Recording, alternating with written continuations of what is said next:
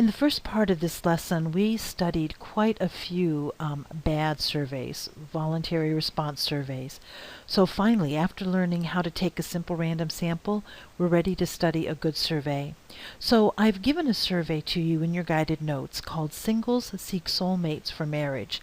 I would like for you to turn the recording off for a little bit and read through that yourself. When you finish reading the survey, come back and we'll answer the questions together.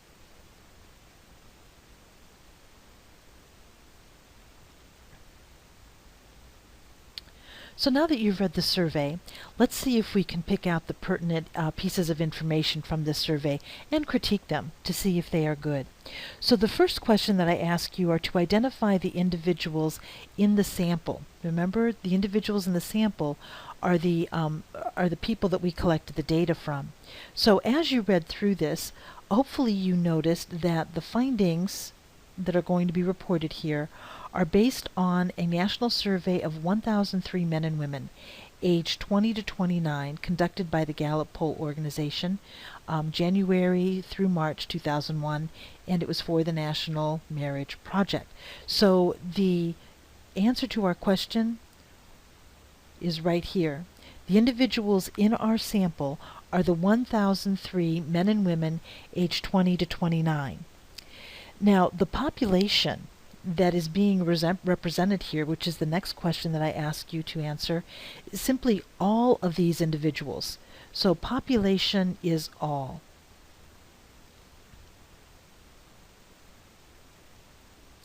That's a key word for population. All men and women.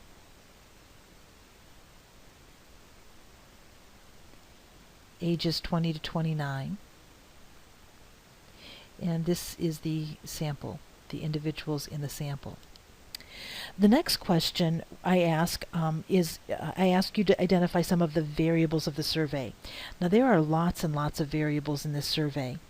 Anytime you see a statistic, anytime you see a percentage, that's going to be describing a variable that was collected. So if we look at this paragraph here under the title "That Someone Special," among single men and women, a large majority agree that there is a special person. So that would be one variable, a special person, a soulmate, waiting somewhere out there. So one variable,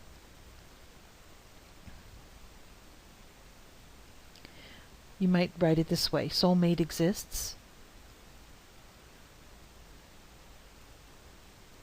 88% said yes, and I guess the rest said no, they didn't think so. Another variable asked is, will you find that person?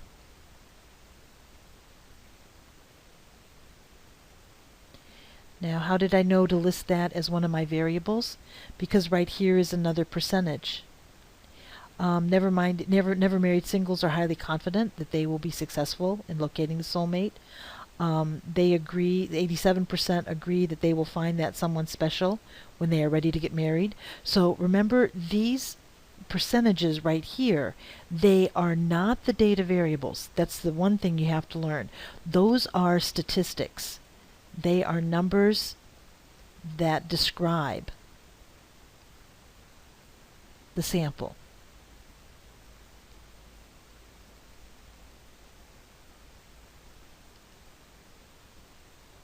And of course, what are they describing about the sample? They're telling us about the variables that we collected. So don't confuse those as the data that was collected. They're simply summarizing the data that was collected. The variables, that's just another name for the data that we collected.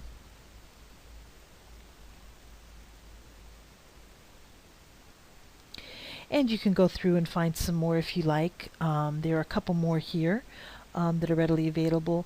Among young people, among young adults surveyed, 44 had at some time lived with an opposite sex partner outside of marriage.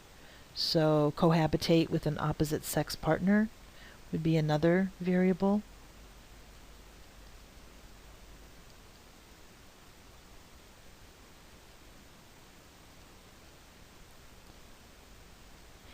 And so on. There are several of them, several other variables that you could list here.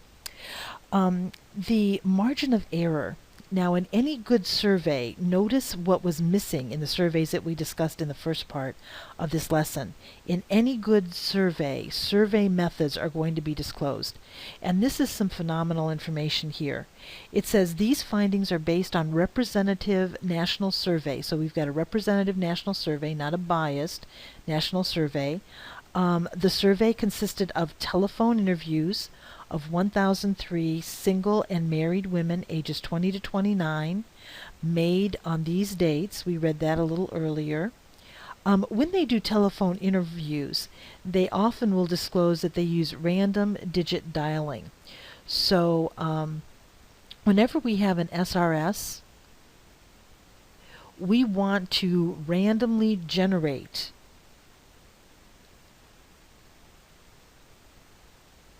the sample that we're going to use. Remember, we have to use chance. We have to use chance in selecting our individuals. So we randomly generate the individuals. Sometimes we do that with a random number table, like we did in a previous example. Sometimes we do that with the calculator, using that random number generator.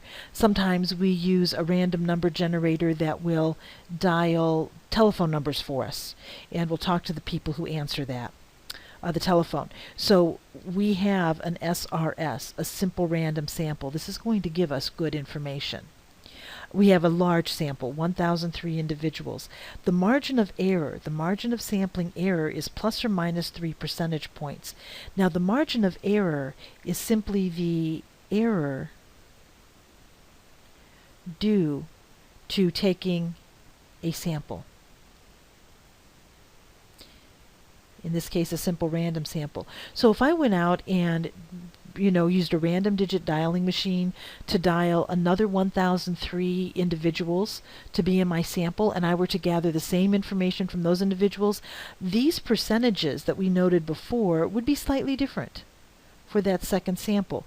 There's going to be some variation in the information we get from a different sample of the same size from the population. And this variation is described by the margin of error, here plus or minus 3 percentage points. That takes us to the moral of this particular story. Hopefully what you've learned from this lesson is the data and the conclusions that we draw from the information extracted from the data are only as good as the sample from which it comes. Now, we've learned about two particular samples here. We've learned about voluntary response surveys,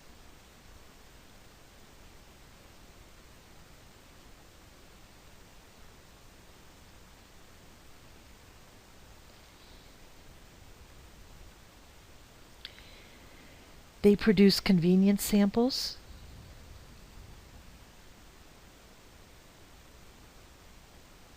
which are biased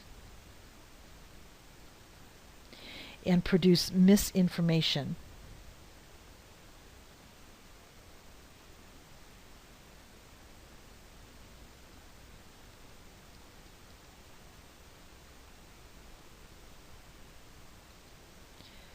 Not good samples to use, and yet predominantly used in newspapers, magazines, and on the local news. We have the good guys, the Gallup poll, Zogby poll, Pew poll, several others. And these are simple random sample surveys.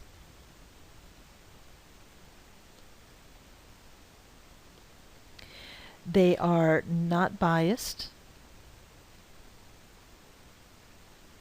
and they produce reliable information.